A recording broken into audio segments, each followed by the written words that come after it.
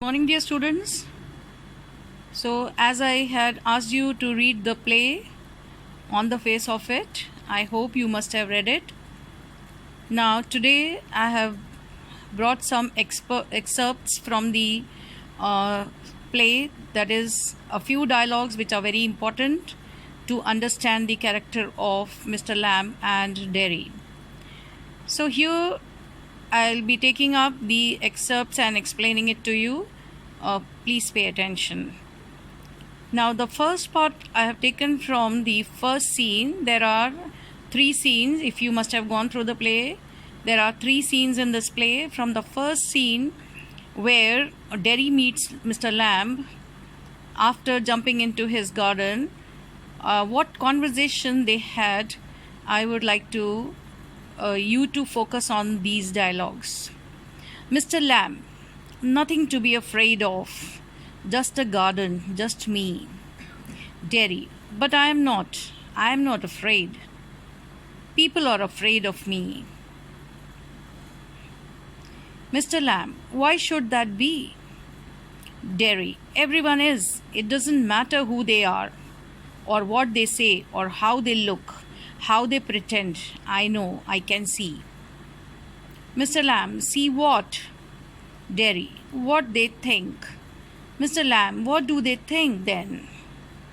Derry, you think here is a boy, you look at me, and then you see my face and you think, that's bad, that's a terrible thing. That's the ugliest thing I can see. So, in these dialogues, you can see how cool Mr. Lamb was, and he was full of wisdom. When he saw Derry frightened of him, he told him not to be afraid of him because only he was there in the garden and nobody else. So he did not, as Derry had expected that he would scold him after spotting him in the garden, who had entered it stealthily. Mr. Lamb tells Derry that not to be nervous. Instead, he should come and talk to him. Derry says that he is not afraid, but people were afraid of him. And Mr. Lamb wondered, why does he say so? Why that boy said that people were afraid of him? And therefore, when Mr. Lamb wanted to know more, Derry told him that people can see him and then they do not talk to him, or they just pretend as though they have not seen anything. Mr. Lamb was still wondering because Derry was not clearly hinting at the things. And then Derry told him, see, you can see only that there is a boy in your garden, but you cannot see my face. He wanted to focus him he wanted him to focus on his face, because people used to say that is a bad and a terrible face. It was the ugliest one. And this was because, as I told you yesterday, that Derry's face was half burnt because of the acid that had fell on his face in an accident. Now, Derry has not overcome his fears.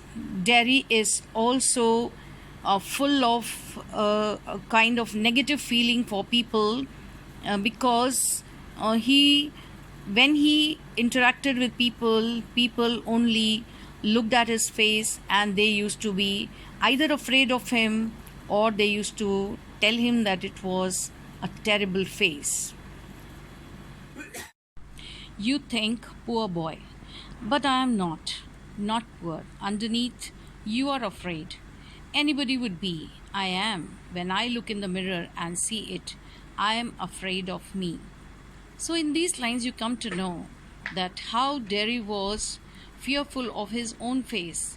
And when he saw people looking at him in fear, he understood that they hated him. And so he tells Mr. Lamb that you must be thinking that I am a poor boy and you have sympathy for me. But he says that he was sure that he was also afraid of him, because Derry felt that when he looked in the mirror, he also was afraid of himself. So he felt that he will never be able to overcome that fear. Now, in the next excerpts, you will see how Mr. Lamb consoles him and tries to motivate him so that he overcomes this kind of fear and develops a love for life. So, further, when Derry was continuously talking about his fear and that he did not like the people, his hatred towards the society, at that time, Mr. Lamb changed the topic, and Derry was wondering why did he change the topic. See the dialogues now. Derry, what have you changed the subject for? People always do that. Why don't you ask me? Why do you do what they all do and pretend it isn't true and isn't there? In case I see you looking and mind and get upset, I'll tell you don't ask me because you're afraid too. Mr. Lamb, you want me to ask? Say so then. Derry, I don't like being with people, any people. Mr. Lamb, I should say, to look at it, I should say you got burned in a fire. Derry, not in a fire. I got acid all down that side of my face and it burned it all away. It ate my face up, it ate me up, and now it's like this, and it won't ever be any different.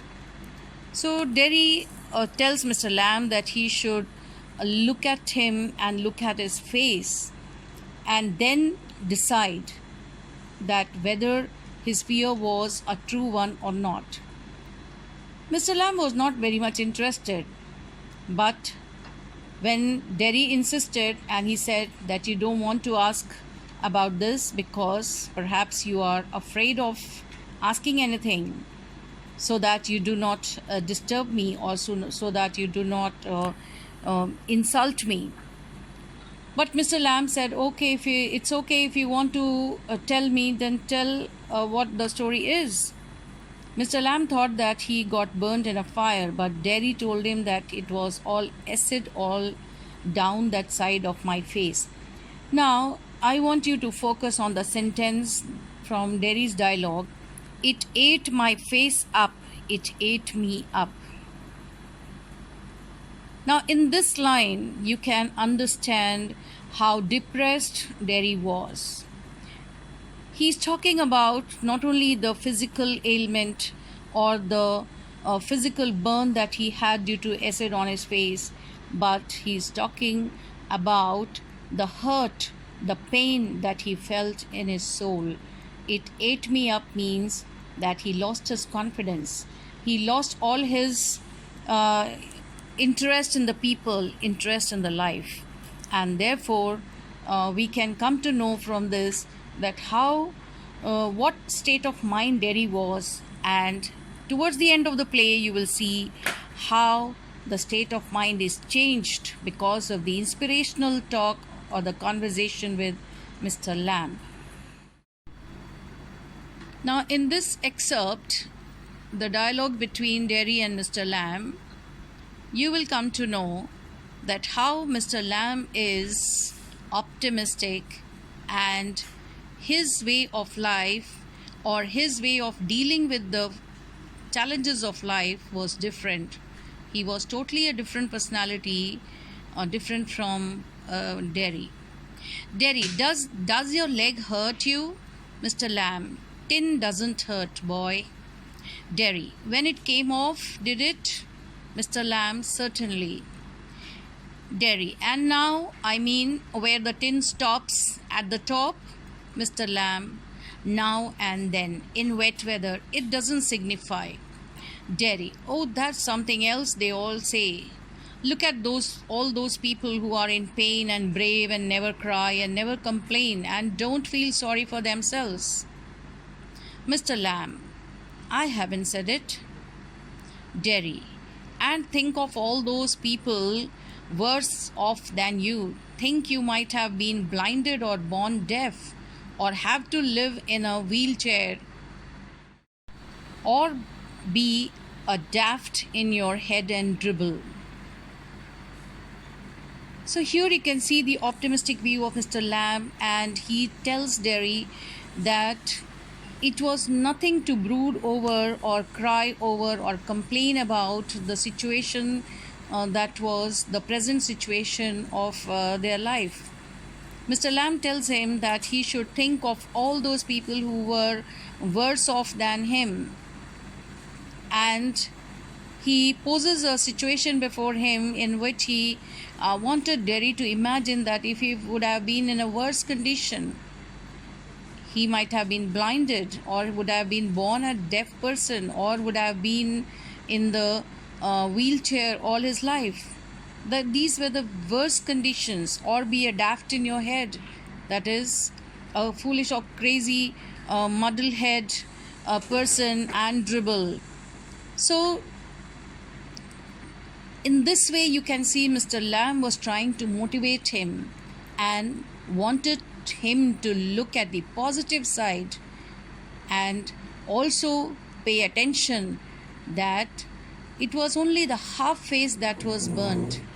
Rest of his whole body was working, and it was the time for him to thank God for all that he had. He need not cry and complain about what he did not have. In this part of the play, or the dialogues between Mr. Lamb and Derry, you will see that Mr. Lamb tells him that it is not that he should always keep an ear or keep an eye on the people, what they say about him.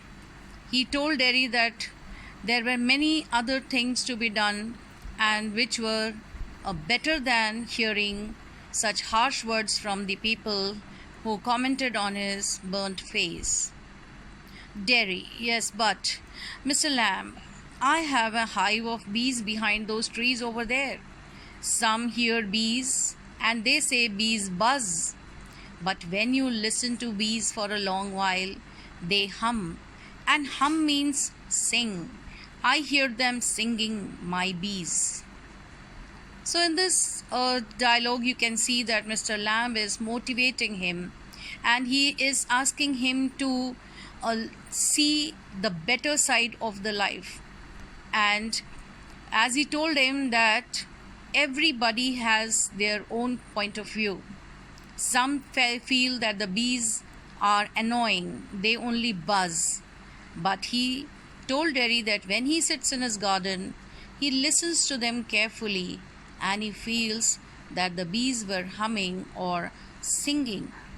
So there are two sides of a coin, and just like this, there are two point of view. Either it can be positive or it can be negative. And Derry was full of negative feelings, both for himself and for the other people. But Mr. Lamb had a positive thinking, and therefore he seems to be motivating him. Derry: but I like it here. I came in because I liked it when I looked over the wall. Mr. Lamb: if you had seen me, you would not come in. Derry: no. Mr. Lamb: no. Derry: it would have been trespassing. Mr. Lamb: ah, that's not why. I don't like being near people. Now, in these dialogues, you can see that Mr. Lamb was feeling that Derry was not able to overcome his fear. And so he tells him a story of a man who was very fearful of everything, and he locked himself in a room, but he could not evade the destiny. So just continue reading the dialogues. There was a man who did it. He was afraid, you see, of everything in this world. A bus might run him over, or a man might breathe deadly germs onto him, or a donkey might kick him to death, or lightning might strike him down, or he might love a girl and the girl would leave him, and he might slip on a banana skin and fall, and people who saw him would laugh their heads off. So he went into this room and locked the door and got on into his bed and stayed there forever. Mr. Lamb, for a while. Derry, then what? Mr. Lamb, a picture fell off the wall onto his head and killed him. Derry laughs a lot. Now you can see how Derry is coolly overcoming or quietly feeling that he enjoyed the company of Mr. Lamb, as Mr. Lamb told him story of a man who feared everything for his life, but the destiny was that he would die because of a picture, and so it took him to the room where the picture fell on his head and he died. The story amused Derry, and slowly Mr. Lamb also noticed that Derry was overcoming his fear. In yet another example, Mr. Lamb tries to inspire Derry to look at the good things of life. Mr. Lamb, like crab apples or the weeds or a spider climbing up a silken ladder or my tall sunflowers, Derry thinks. Mr. Lamb, it's all relative, Beauty and the Beast. Derry, what's that supposed to mean? Mr. Lamb, you tell me. Derry, you needn't think they haven't all told me that fairy story before. It's not what you look like, it's what you are inside. Now, students, please pay attention to this line. It's not what you look like. So, physical appearance is not very important. It is the good soul of a person, what you are. It's what you are inside. Handsome is as handsome does. Beauty loved the monstrous beast for himself, and when she kissed him, he changed into a handsome prince. Only he wouldn't. He would have stayed a monstrous beast. I won't change. Mr. Lamb, in that way, no, you won't. Derry, and no one will kiss me ever, only my mother, and she kisses me on the other side of the face. And I don't like my mother to kiss me. She does it because she has to. Why should I like that? I don't care if nobody ever kisses me. So in these dialogues, Derry feels that he would not be liked and loved by anybody else, and even his mother who used to kiss him, it was just because probably she had to do it. So Derry felt that his condition would never change, even though he had heard the story of the monstrous beast who had changed because somebody who had kissed him, or the beauty who had loved and the monstrous beast and kissed him, and he changed into a handsome prince. But he feels that as everyone hated him, there won't be any person or anybody who would kiss him so that his life would change. Now these dialogues are from scene 2, when Derry promised Mr. Lamb that he would come back after telling his mother. And when he reached home, mother was quite annoyed and angry. She did not like Derry meeting Mr. Lamb, and therefore she restricted him to his house and told him not to go out. Mother, you can't help the things you say. I forgive you. It's bound to make you feel bad things and say them. I don't blame you. So when he was having an argument with his mother said that yeah, because you are so fearful, and you have developed so much of hatred because of your half burnt face, that you are speaking all the bad things. And she says that I don't blame you. I don't blame you because it is your pitiable condition that you are not able to think something good. You are only able to speak bad things about yourself.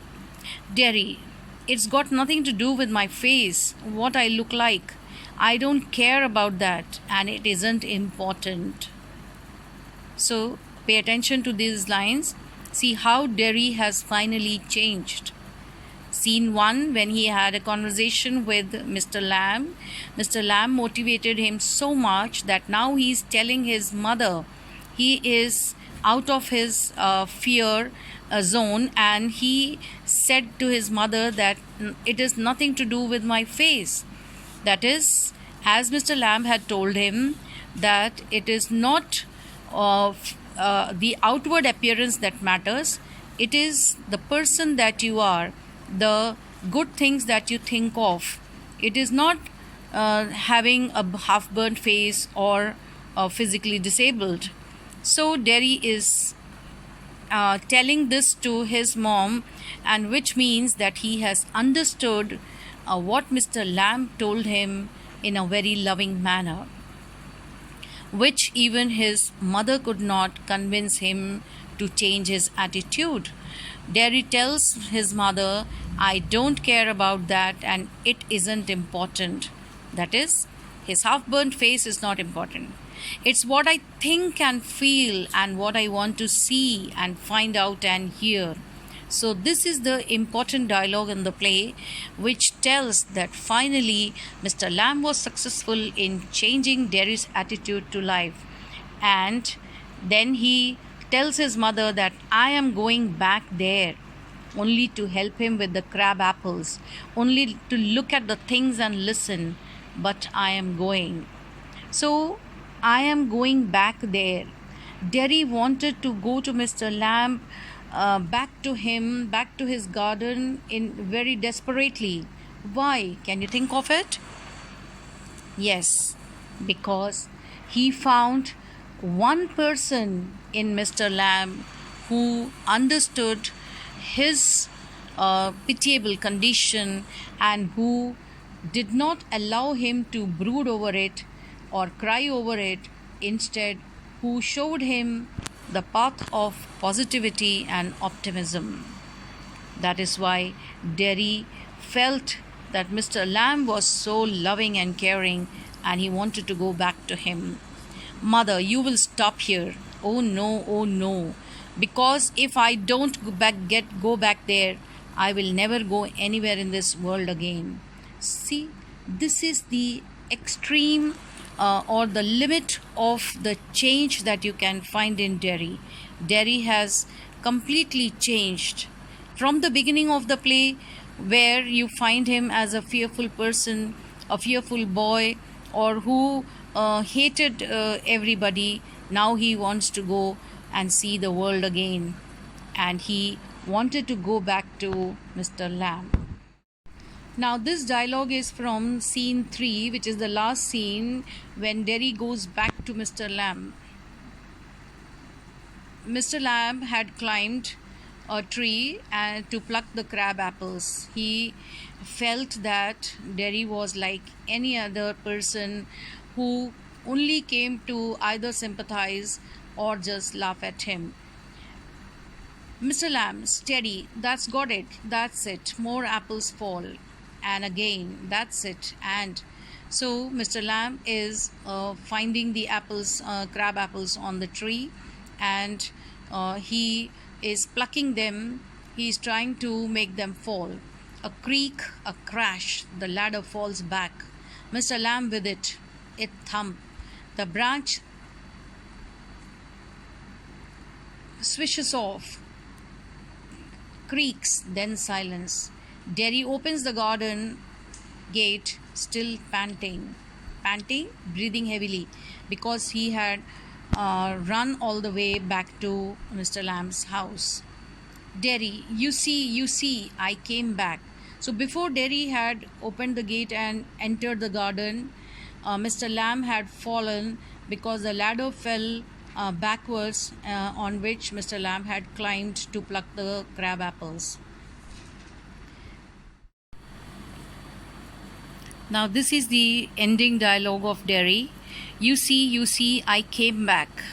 You said I wouldn't. And they said, but I came back. I wanted.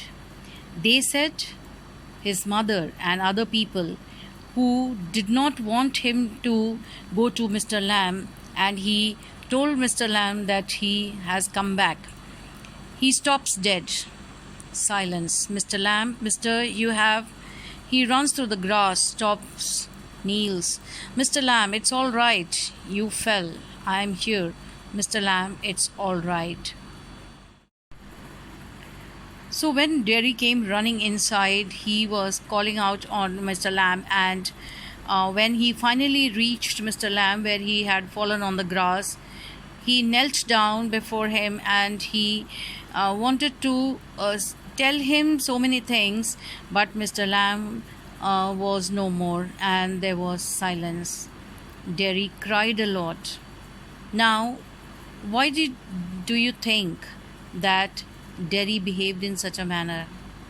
Because he had overcome the fear and hatred, and he loved Mr. Lamb so much because he felt that he was the most comforting company for him. So, students, these are only the parts of the play. You please read the play so that you can enjoy it.